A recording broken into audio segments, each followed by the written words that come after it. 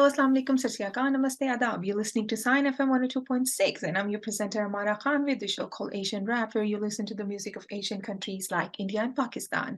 Today, I've got a very, very special guest with me. She's a supermodel, she's a trained Kathak dancer, a trained swimmer, as well as an actress now. So, Maha Tahirani, welcome to the show. Thank you, Ammara. It's a pleasure being here. Maha, when I was reading about you, you are a criminal lawyer? Yes, I'm a criminal attorney. Why a criminal lawyer?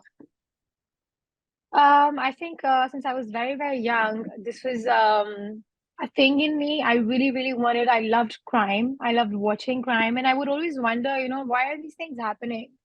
Yeah. Like, we humans, like, some absurd crime is a very absurd thing in general. Yeah. And I'm just like, some things, when a criminal thing, we see it, we've just become very immune to it. We call it crime. But in general, it's just absurdity. So my interest developed in it because I really liked watching crime and what's happening around the world. And then I had an interest towards criminal journalism at first, but then it turned towards criminal law. Because it's very rare to see a woman, especially from Asian countries, who want to become a criminal lawyer. So I think that's quite interesting. But from a criminal lawyer to a supermodel, that's totally opposite. How did this happen? Okay, so I, being a criminal lawyer or somebody who had interest in criminal law, I was quite a nerd. Like, I'm 23 now, and I think college days maybe 20. But I had nothing to do with beauty. I did not like that. You would call me quite the tomboy of the college. Really? But I was tall. Yeah, I was tall, and I would often get this because when I went to study to University of London, a lot of people would say that you should model, and I would be like, yeah, okay, whatever. But then one day when I came back to Pakistan to my parents, my brother was getting married, and one of the biggest stylists in Pakistan and one of the biggest PR companies in Pakistan, they saw me and they were like, you should really model. And I'm like, I've been the person with like an overwhelming palette. I was swimming, I was deep sea diving, I was learning Kathak, and I was like, why not? Why not is just like my catchphrase question. And that's how we got here. From being a nerd to a supermodel, that's quite opposite as well. I never left being a nerd though. I felt like that it's fun to have so many skills around you because it gives you immense growth as a woman and like especially as a woman in this world. So starting in a very early age, how did you manage studies as well as modeling? It was very tough. It was very, very tough. I think it was one of the toughest things to do because I would be working round the clock and then I had to come back. And I think you might see some old University of London books right here. But I would take out the time because there was a point in my life when people said that, you're a supermodel, you don't need to study, which I thought was a really, really bad influence and cultural dilemma in this country or Asian countries that once you are working somewhere and you excel at it, you don't need education. While I thought that that's the biggest mistakes anybody is making. You shouldn't quit with it. Like that's having your own degree. Yes, I want to talk about it actually. Could you mention that, to start any career, you need an education. You need basic understanding. It's your building foundation of who you are as a person. It's your growth. Yeah. So do you think that still in Asian countries, if you're working in any kind of a profession, especially a woman, they still say that, oh, you don't need much education. You'll be fine. You'll survive. I would say that we have some exceptional families, but yeah, in general, if I have to be honest, it is a pretty wide dilemma that, you wouldn't need it or you wouldn't need more than that is a very catchy phrase that I hear. And I find it really absurd that if somebody can do like post-education or further education, nothing wrong with that. But like, it's a dilemma that, okay, this much is enough. And I'm like, my catchphrase is limitless. There doesn't have to be a limit. Don't set yourself to a limit or a boundary. Keep going. If you're good at it, if you're doing it, go keep doing it.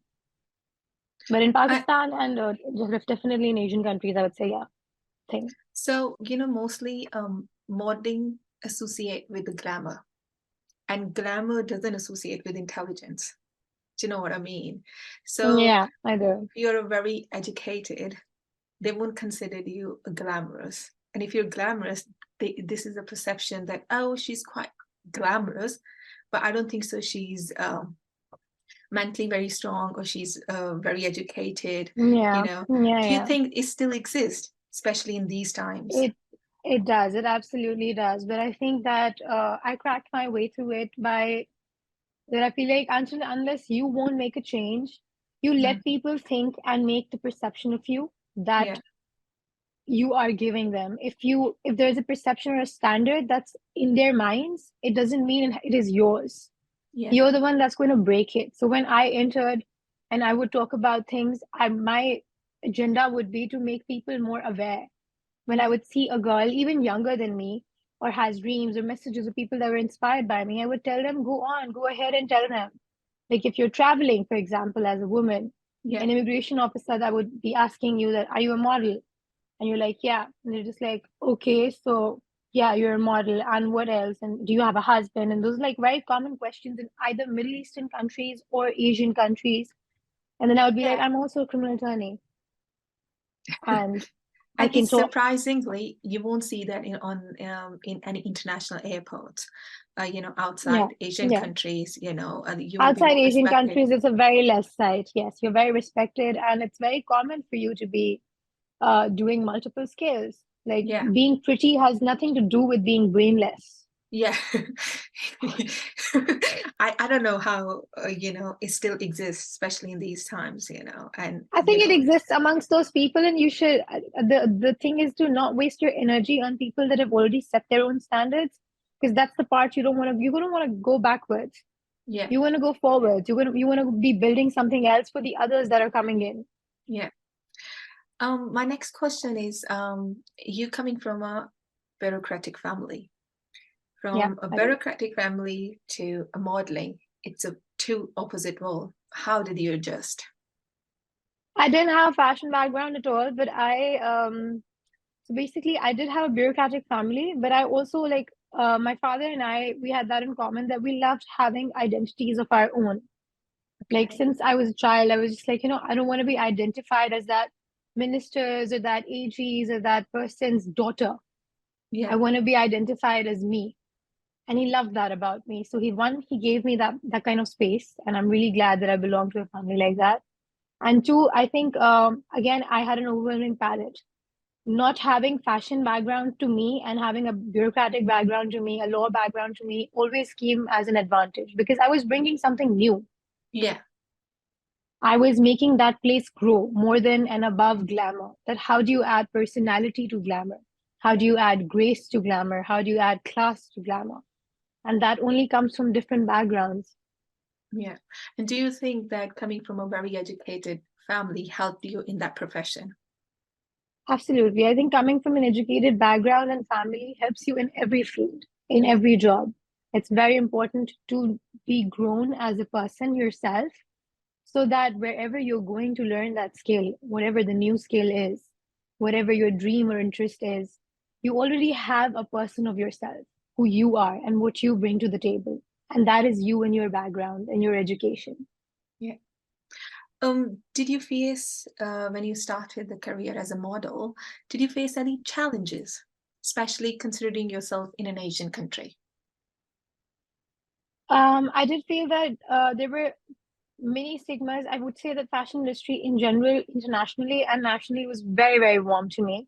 Yeah. But I feel like that there were certain stigmas of safety and that that modeling could have certain bad company that would shape our girls in a non-cultural way. And I thought that that was really absurd because fashion everywhere actually represents the culture of your country. Yeah. If a girl is representing the fashion of your country, technically she is representing the fashion of your culture. Yeah. How is she ever away from your culture? Yeah. That made no sense to me, but it is a very wide dilemma. Still. Still, I would say still that there are people and actresses, like I think it's a very common phrase to be heard that, okay, like if somebody got divorced, if something like that happened, she's an actress and she's a model, she's a full-time working person. How would she be able to handling a home? And I'm like, I think that I've had enough skills on my hand at 23 for me to not I be know. explainable to you that I cannot handle another thing. Do you think people perception about models, or I would say modeling as a profession, has changed in Pakistan? You've been travel international. If you have to compare Pakistan to another countries when it I comes think to Pakistan modeling. has had, no, I think Pakistan has had definitely its changes. Recently, there has been a lot of changing acceptance towards colors, but I still think that that's really slow. Mm. When I go when I'm internationally modeling and I'm traveling and working internationally, I still feel like that we're very far behind things Yeah, that have been accepted and have gotten their acceptance and have thrived for women out there are still just being towards acceptance in Pakistan, which is a very slow pace because we just have a new brooding generation filled with yeah. fire, blood, dreams, and they don't need it. They don't need this slow pace. Yeah, that's what I think when I travel internationally, and I still feel that we are very far behind. You know, Yeah. if you even if you see some of the other countries in Asia, for example, I recently went to Turkey. They Hmm. have developed their culture is Yeah. still remain the same, but people has Yeah. progressed. They And Turkey in general, has this heritage yeah, culture which yeah, they should be conservative about, but they're yeah. not. No, They've that's the learned to thing. evolve with whatever the world's going Yeah. with. And I still feel that being from Pakistan, we're still very far behind. But I would say Yeah. that celebrities like you, you're coming from an educated family, you're yourself very educated, and you're performing Yeah. internationally is a good thing for Pakistan. It's representing Pakistan in a positive way. Yeah, absolutely. And not just me, I just think that in general, I'm really counting on the younger generation Yeah. really heavily because I think that they're bringing new ideas, new kind of I think education, you are different a younger background and growth. generation. Yeah, but me, It's along with me, when I see people around me, I'm just like, yeah, yeah, this is the generation that can potentially make a yeah. change and pace up Pakistan and Asian countries in general. Yeah, yeah. And I think when you travel internationally, you're taking that baggage with you, being a Pakistani, and you want to change the Absolutely. perception of the people around the world as well. I love that. I think that's one of the advantages of representing your country that you want to change the old dilemmas. Yeah, When somebody now meets me, I take pride in telling myself that I am from Pakistan, but I want to be representing it in a manner that that's not the image of it yeah. that you were thinking of priorly. Okay, so now talking about outside of Pakistan, when you travel, do you think the perception of people outside of Pakistan about Pakistan is still the same? I think in a lot of ways, yes, in a lot of ways, no. Yeah, Like I think generally people have a lot of love for Pakistan. Whenever I went, there are people that are very warm towards our culture, towards our color, towards our people, our featural beauty. But yeah, yes, I think they have a point when when they have to see international news and the kind of things that are still not controlled by Pakistan, the crime, the way that women still have a very stagnant growth in this yeah, country. And I think that is a right to any person in the world and any human in general who would see that, okay, this is backwards. That's yeah, not them judging you, that's them looking at as a fact. And you're the yeah. one that's supposed to change it. So I don't blame them. I just tell them it's on its way. Look at me. I know, especially for you being a model, like I get that a lot if I travel outside and they will see me dressed differently. They won't Hmm. accept that. They said, "Oh, I don't think so. Pakistani women are allowed to dress that way." So Yeah, you yeah. being a woman and you being a model, international model, did you ever face that somebody come to you and says, "No, I don't think so. You're Pakistani. I don't I think so. think You're allowed not to." just in modeling, ever since I started studying in London, that was a common phrase that, we don't think that Pakistani girls Yeah, can wear this, or are they allowed to be swimming like that, or like is there no parda or something?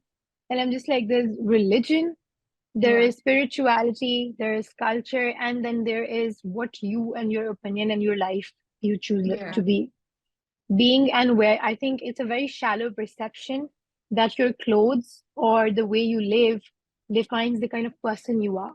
yeah, I mean, the way I'm dressed will tell you nothing about me.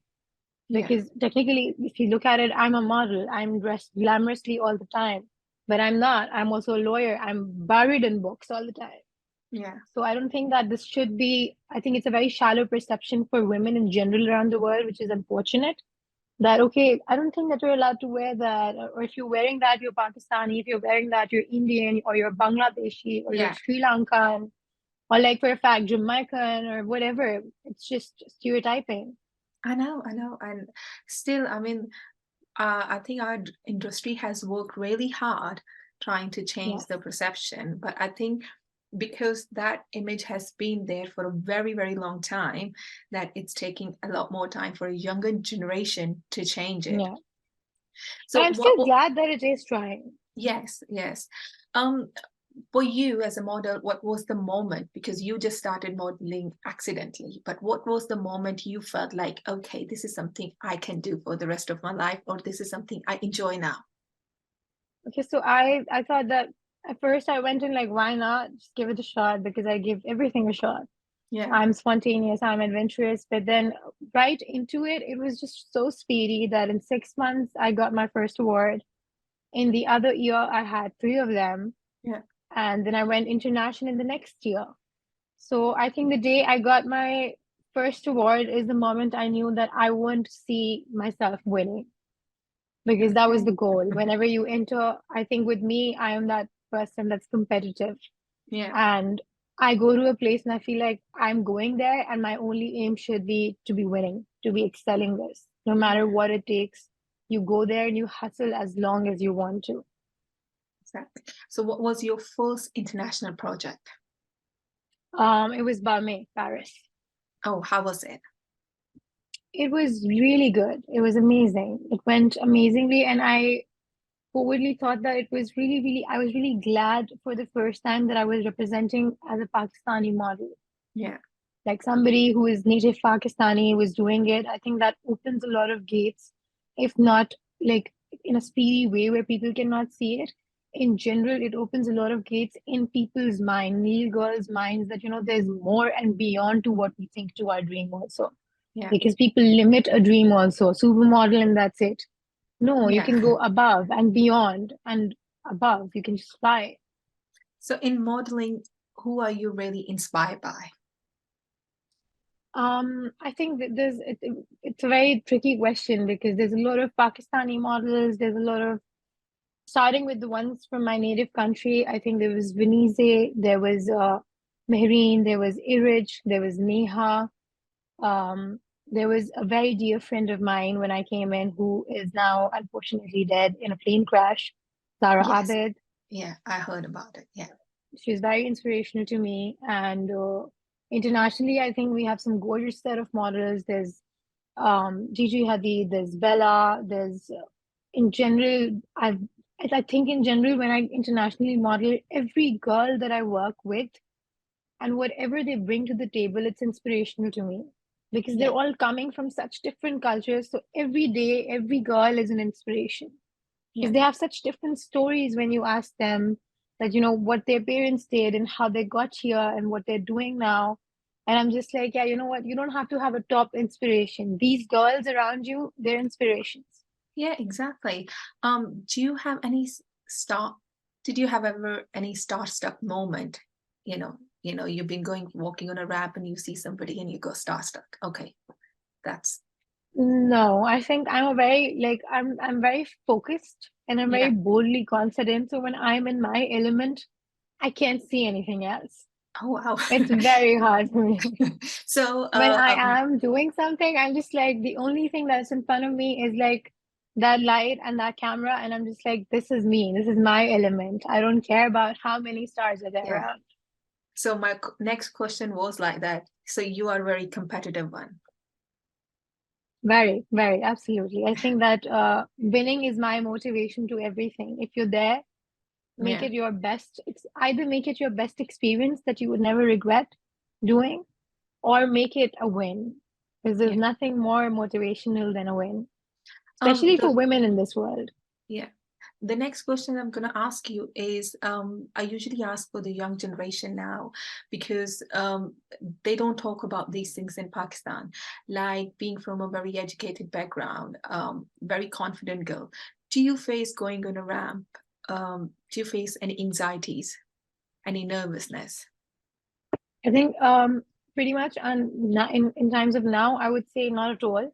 Because again, that there's this element, and I'm just like, yep, this is my Yeah, spot and this is my way to go down and kill it. But I do remember my first ramp, yeah. and because I was a tall girl and I was finishing my degree, I wasn't very used to wearing heels. Okay. And I was just like, I'm not sure if heels are my thing. And somebody was Mm. like, you're modeling now. And somebody made me wear heels. And I think that one ramp was the most nervous moment of my life. And I don't think that I've tripped any more times than anybody in the history can. There was a show where I tripped at least 12 times. It was almost like Really? somebody made me open a show and they didn't have heels, and it was a cultural thing where the idea was that the girls will walk barefoot because they're Mm. trying to show a northern area culture where the girls are like barefoot and they're running around. So I was supposed to open that show and I tripped in my first step, and I'm just like, how the fuck is somebody supposed to be tripping without your footwear, Maha? How nervous are you? So how did But you I manage think to overcome this? that was because very beginning of it, I hadn't shot a lot. It was my first ramp, but I think within a month, I had my ramp director, I remember, Sadia Khan, who was speaking to me in my first ramp, and she's like, "Oh God, no, Maha, no. Mhm. You guys are giving her such heavy clothes. She can't walk barefoot also." And I think a month later, when I had become to my peak and I had won my first award, Sadia met Mm. me again. She's just like, my duck has turned into a swan. Like you are floating on the ramp. And I'm just like, yeah, I think it's a matter of confidence. Yeah, That very single word can change a lot. I yeah. see and I hear this word a lot where people are just like, this color doesn't suit me. And I've thought about it when I was young. And now I just think that there's no such thing like that. There's a word Yeah. called confidence. And when you wear it, whatever you're wearing, whatever the outfit is, whatever your hair is, and whatever the color is, if you are confident, people will be looking at you like you're something else. I want you to, give that message to young generation, especially young girls who Yeah. don't feel confident about themselves. If they're putting more weight on, if they're not that, especially in our culture, we have this problem of being a white skin Yeah. or have a long hair or have a very shaped body. What would you say to those girls who feel those, insecurities? I would say that while I understand that it is really hard for them to overcome it because they're in an environment, I think it's very important to first understand that why it's very easy to say and tell them and give them advice, which I wouldn't do directly because I feel like the environment they're in, they have 30 people around there commenting the same thing at them. It Yeah. is very hard for them to pick that one in a million advice that, okay, this is what the right one is. So I think the important advice that I want to give them is that every single day in the morning, wake up and stand right in front of the mirror and ask yourself, do you really hate yourself? Do Yeah. you hate yourself, or does the perception around you is telling you to do so? Yeah. Because I was a tan girl, and when I was studying in London, a lot of people considered me Brazilian for a long time because they thought that I had a similar tan. Yeah. And I just thought that, you could be anybody what you want to be. It's them that's thinking. I When think I it's in stand in the mirror, I Asian have to see who country. I'm going to be. It's in Asian countries that consider white as a beauty. In abroad, in anywhere around the world, if you are more tan, you consider more beautiful. You are, and I think that's also like there shouldn't be a particular standard, even Yes. abroad, that if you're more tanned, you're more exotic. You are exotic if you feel exotic. Yeah. You are good looking if you feel good looking. And like that, I don't remember the plus sized model that was really hyped. I forgot her name. It slipped my mind. But she was very inspirational to me because one fine day she woke up and she just decided that I'm not going to listen to other people. she wore confidence and she just came out, and I think she was in every magazine, and everywhere you saw she was there. I think Yeah. that's what Pakistani girls need to do. They need to stop listening to others and ask themselves, do you think that you are this, or do you think Yeah. you're pretty? Yeah. That's very good. And more than pretty, be more than pretty, Yeah. a lot more than pretty. We're running out of time. I didn't thought it's gonna go that well. Okay, you're a trained Kathak dancer as well. How did Mhm. that happen? You know, your choices are very opposite of, it's like east, north, west. Yeah, from criminal lawyer to a modeling to a Kathak dancer. How did this happen? So back in college, when I was because I was a little bit of old school person, like my music was a lot of Mehdi Hassan and like Sufi music, Abda Parveen. I really loved that. And then I started watching Kathak because in those times, kids in that generation would have beach parties and all of that, which also I was great with. But then I started watching Kathak and I started watching Shima Kirmani. And Kathak in general just made me. There was a point where I was just sitting and I got up and I was like, yeah, I need to do it. And why? Because I felt like Kathak was this only genre I found that embodies a woman in a manner that you can just see the essence of how much grace Yeah, can a woman handle and can a woman have in her soul. You yeah, can see right through it. yeah. And that imagery of it really, really inspired me because when you watch a woman do Kathak, she's not trying to seduce you, she's not trying to look pretty, she's not trying to do anything. That's the embodiment and essence of how graceful a woman Yeah. is naturally. Who is your inspiration in Kathak? So, Shima Kirmani. So you're a trained swimmer as well, because Yes. I read about it that you love water. I am a complete water child. I Absolutely. have you done a scuba diving? I've done scuba diving. I have gotten a license in deep sea diving. It was offered in Wow, my college and I took it up as a course. well done. Now you started your career as an actress. How did that happen? Mhm. So I was offered a short film in to lead with Adnan Siddiqui, and it was written by Beagle. And there were a couple of auditions, and somebody said that you are supposed to do this short film for an audition. And I'm just everybody, the names that I read, I was just like, they're all actors.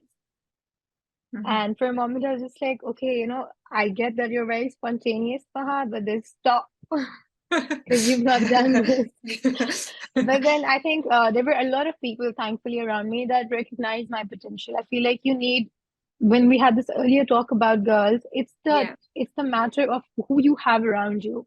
The people yeah, that I had around me were like, they're not idiots if they want you, yeah. if they've thought of you. So I started with my first short film that we sent to international platforms. We submitted to Toronto Film Festival, and then ever since I was seen there, everybody wanted me to act, and that's how I got in there.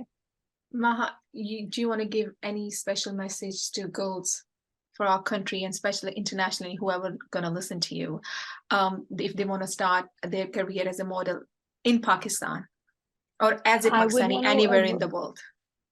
I think I would just want to tell them first, don't stop dreaming. No matter what anybody tells you, don't stop dreaming. And number two, not just a model, anything.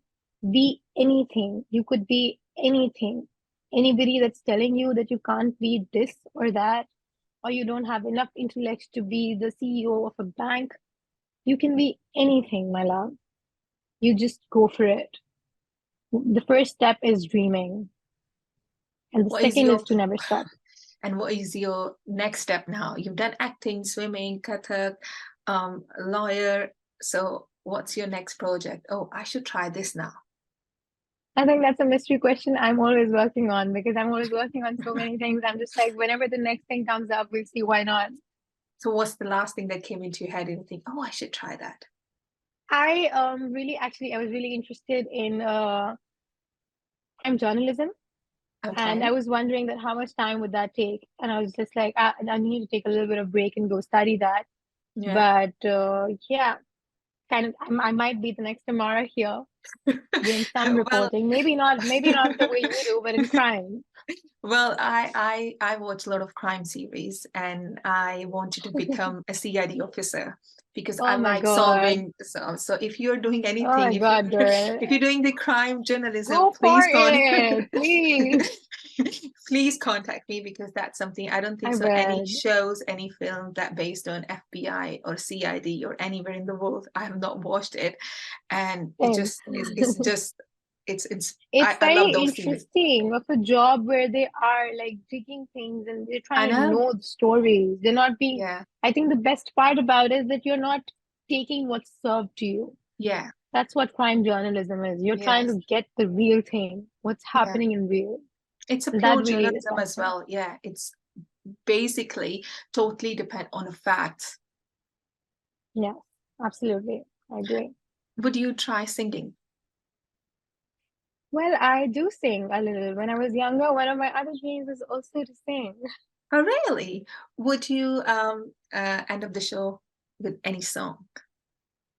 I see no reason why not, but Yeah. I'm not sure if that's an embarrassing choice. No, don't worry about it. Okay. अकेले होने से घबराता है दिल मेरा तेरे भी हो घबराता है दिल मेरा है खामोशी और दूरी हमारे दरमियाँ